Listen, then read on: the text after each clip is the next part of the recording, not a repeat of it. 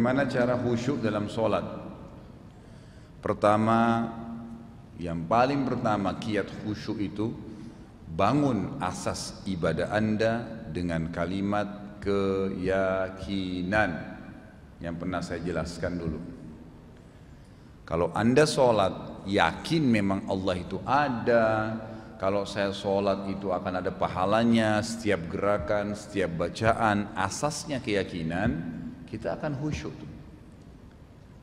Orang kalau faham alhamdulillahirabbil alamin, masih hadir pikirannya, masih khusyuk, masih konsentrasi, dapat pahala. Ar-Rahmanir Rahim, masih khusyuk, dapat pahala. Malik Yaumiddin mengkhayal, ingat makanan, ingat kunci yang hilang, ingat janji, hilang pahalanya.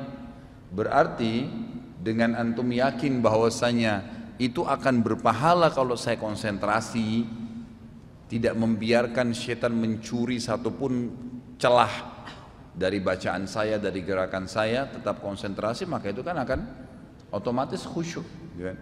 Karena khusyuk itu bahasa kita konsentrasi sebenarnya, ya. Ini jangan tambah terus ikhwah, ya. Ini udah banyak nih. Apalagi sampai terulang. Yang kedua, gerakan dari wudunya, gerakan dan bacaan sholatnya benar. Itu yang kedua. Jadi pertama yakin dengan keyakinan asas akidah mengerjakan ibadah. Yang kedua gerakan bacaan, itu kan wudunya semuanya benar sesuai dengan tuntunan wahyu. Yang ketiga, merapatkan shaf kalau sholat berjamaah.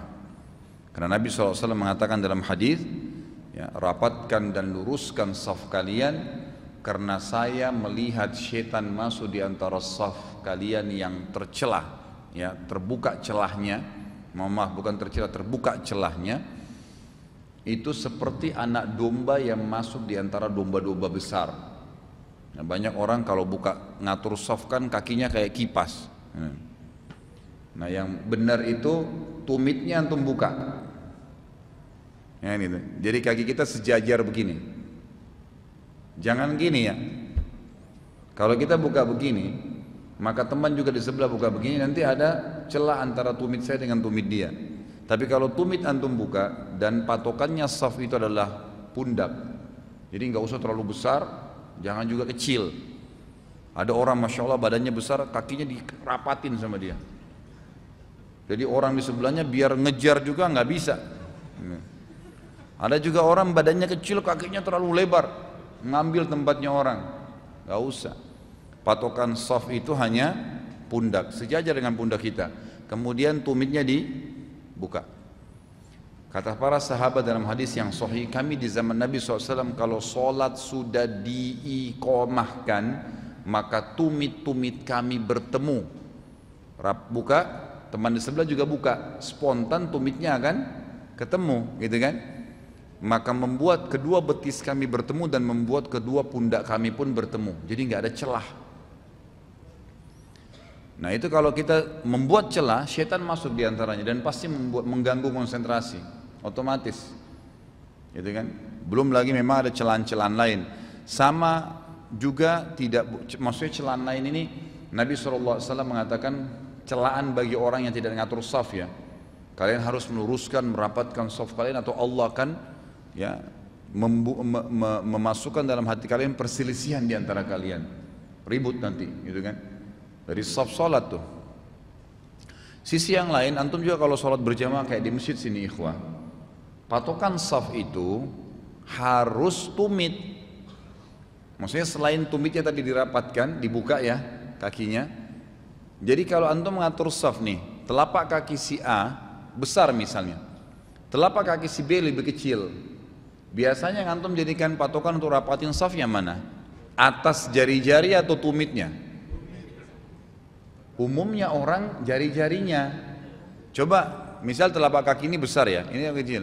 Dia patokannya seperti ini, ya.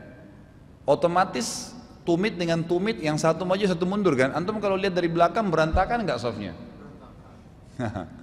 Jadi patokannya tuh bukan jari-jari kaki, tapi tumit. Jadi walaupun ini lebih kecil kakinya, tetap nggak begini nggak apa-apa.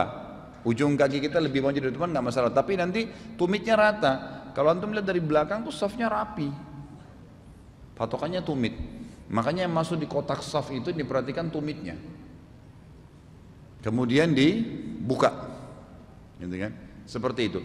Dan juga berhubungan dengan masalah ini, nanti saya akan kembali ke kiat khusyuk sholat ya. Kalau antum lagi ngatur saf tadi saya bilang patokannya adalah pundak ini sejajar dengan tumit kita, tumit dibuka, begitu seterusnya ya, bukan cuma di rakaat pertama. Ada orang rakaat pertama semangat, rapatin safnya, bangun dari rakaat kedua, untuk rakaat kedua sudah berantakan kakinya. Ya berarti rakaat pertama bisa khusyuk, rakaat kedua hilang khusyuknya. Karena syaitan udah masuk. Jadi setiap rakaat bukan cuma bangun dari ruku, waktu i'tidal tetap kakinya terbuka. Jadi begitu terus. Karena pada saat kita sujud kan disunnahkan tidak membuka kaki ya, mempertemukan. Kalau sujud telapak kakinya dipertemukan, kan gitu. Kalau berdiri dari kembali dikembalikan posisinya seperti awal waktu ngatur saf. Jelas ya? Itu yang ketiga. Kiatnya untuk khusyuk, safnya harus rapat. Yang keempat, ini ulama tambahkan ya. Yang keempat ini, kalau sudah mengerjakan 3 kiat tadi masih saja, maka ikuti hadisnya Utsman bin Abi Mad'un radhiyallahu anhu. Sahabat Nabi yang mulia ini mengatakan kepada Nabi SAW, ya Rasulullah, beliau sudah yakin Allah itu ada, Rasulullah adalah utusannya, keyakinannya sudah dibangun, ibadahnya dibangun di atas keyakinan. Beliau juga wudunya, sholatnya, gerakannya, bacanya sudah seperti yang Nabi SAW ajarkan, kan gitu. Beliau juga sudah ngatur saf, tapi kok masih ada. Kadang-kadang beliau hadir, kadang-kadang lupa. Beliau mengatakan kadang-kadang saya lupa ya Rasulullah, kayak ada gangguan. Kata Nabi SAW, itu golongan syaitan yang bernama khinzib, yang bertengkar di sebelah kiri kuping musolli, yang pada saat orang sholat Allahu Akbar dia mulai mengingatkan apa yang paling antum pikirin. Bertengkar sama teman jadi bertengkar dalam sholat. Untung dagang dihitung untungnya dalam sholat, gitu kan? Kunci yang hilang, sampai ada orang bilang, saya Ustaz kalau lupa apa-apa saya sholat aja langsung ingat tuh. Pak Yoyo paling besar tawanya nih, tahuan nih. Jangan sampai gitu, karena itu tidak khusyuk, itu berarti tidak ikhlas karena Allah, karena mau cari barang. Jadi bukan itu, jadi syaitan memang menunggangin, namanya khinzib. Kata Nabi SAW kepada Utsman bin Abi Mad'un radhiyallahu anhu, kalau datang kepadamu itu, maka tiuplah ke sebelah kirimu 3 kali sambil baca a'udzubillahi minasyaitonirrajim. Ditiup ya, jangan meludah. 3 kali. Kata Utsman bin Abi Mad'un radhiyallahu anhu, ya, setelah aku lakukan tidak ada lagi was-was syaitan itu datang kepadaku. Kalau ada di antara antum bilang, saya sudah tiup Ustaz 3 kali tapi masih tidak konsentrasi juga. Coba lihat 3 poin yang pertama. Perhatikan saf antum. Antum sudah bangun di asas keyakinan belum kalau Allah lihat antum nih kalau sholat? Kan itu. Wudunya tadi sudah benar belum? Gerakan dan bacaan sudah benar belum? Kalau benar-benar juga sudah benar, tapi masih saja, ya antum sudah betul di atas keyakinan, benar-benar tadi sudah bacaan wudunya, sholatnya, gerakannya sudah benar. Kemudian juga antum tadi apa yang ketiga? Safnya sudah benar. Antum juga masih rasa terganggu, lalu antum lakukan hadis Utsman bin Abi Mad'un radhiyallahu anhu tadi, meniupku seperti kali, masih juga tidak, maka ini kiat yang terakhir, yang kelima. Kata ulama berarti dia masih punya dosa yang menghalangi kekhusyuan antara dia dengan Allah. Perbanyak istighfar. Perbanyak istighfar, karena itu termasuk dosa bisa menghalangi kekhusyuan. Allahu a'lam.